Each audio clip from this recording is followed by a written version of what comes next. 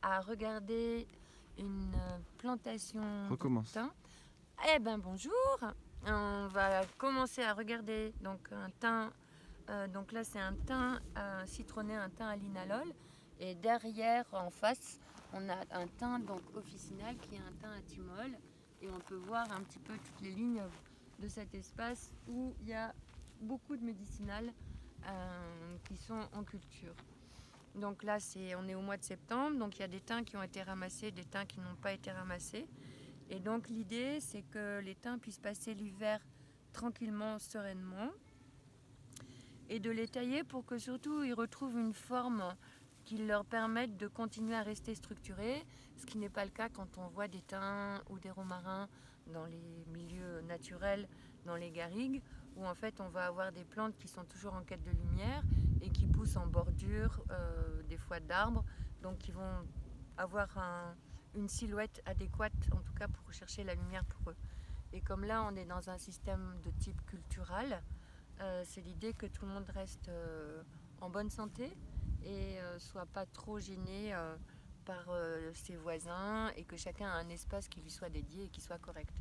Donc en fait, quand on taille des thym, on va déjà vérifier.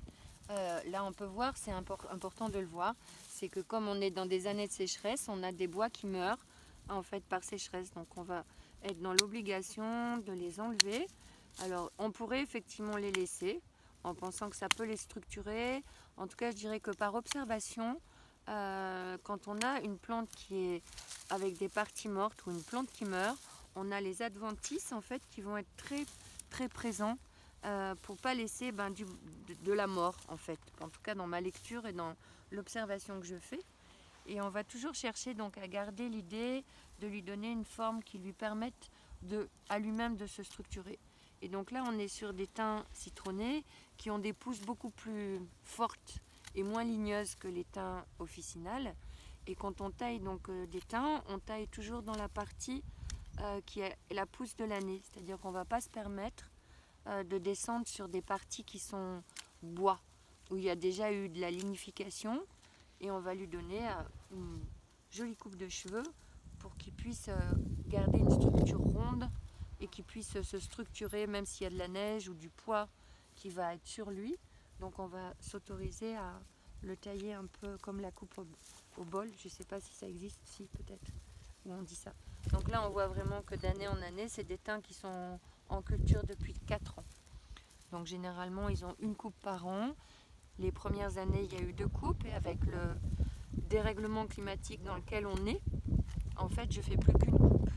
Et là cette année j'ai pas tout ramassé parce que c'était pas nécessaire, et on s'octroie le droit et le plaisir de redonner à la terre ce qu'elle a donné. Donc en fait ça va repasser au compost, voilà, pour que les thym restent en résonance avec nous-mêmes. C'est-à-dire on pourrait les laisser comme ça, mais ça veut dire que l'année prochaine, quand on va ramasser, on va avoir donc toutes les inflorescences, les sommités fleuries qui sont passées. Et donc pour ramasser, pour faire sécher, ça serait embêtant parce qu'on aurait du bois mort et des parties sèches. Alors que l'idée c'est de ramasser à des périodes où la plante est dans son expression la plus visible, à son apogée on pourrait dire, au niveau micronutriments et ajustement par rapport à la lumière. Le thym est une plante qui est, on va dire, au niveau des éléments terre et feu, donc qui est capable de ressortir des huiles essentielles, même si c'est pas ma quête et c'est pas ce que je cherche, puisque c'est les hydrolats quand je distille qui m'intéressent. Mais là, on peut, en même temps, le fait de tailler nous permet de prendre conscience un petit peu aussi de l'état des plantes, comment elles reçoivent ces grands changements et ces grands chaos dans lesquels on est aussi, et comment elles le vivent, et comment elles s'organisent par rapport à tout ça. Voilà. Donc là, c'est pratiquement terminé pour lui. Et on regarde toujours que ça ait du sens, pas pour nous, mais pour lui, qu'il se sente à l'aise et bien installé pour continuer son chemin pour l'année prochaine. Sachant que les plantes, elles dorment pas à l'hiver. C'est nous qui pensons qu'elles dorment, font des tas de trucs l'hiver. Voilà, là on a encore des parties sèches qui vont le pénaliser. Donc on va plutôt favoriser les parties qui sont déjà bien passées la sécheresse et qui peuvent se restructurer. Voilà, pour ce petit thym, ça va être terminé pour lui. Voilà. En tout cas, la taille d'un petit... Alors, juste peut-être ce que je peux rajouter, c'est que en fait, tout ce qui est floraison d'été, on va généralement... on pourrait laisser les plantes comme ça, comme elle qui n'est pas taillée, lui laisser passer l'hiver. Mais bon, on est à 1100 mètres d'altitude. Si jamais il y a de la neige, ce qui n'est pas vraiment le cas, hein, c'est-à-dire que ça écrase les plants et en fait ça les ouvre et ça peut les casser. Donc c'est bien de tailler maintenant. Mais des floraisons d'été, on pourrait les tailler tout à fait au printemps, ça serait pas gênant, puisqu'en même temps toute cette partie protège du gel et ça va faire une petite protection, j'ai envie de dire. Mais en même temps, au printemps, il y a trop de choses à faire ici.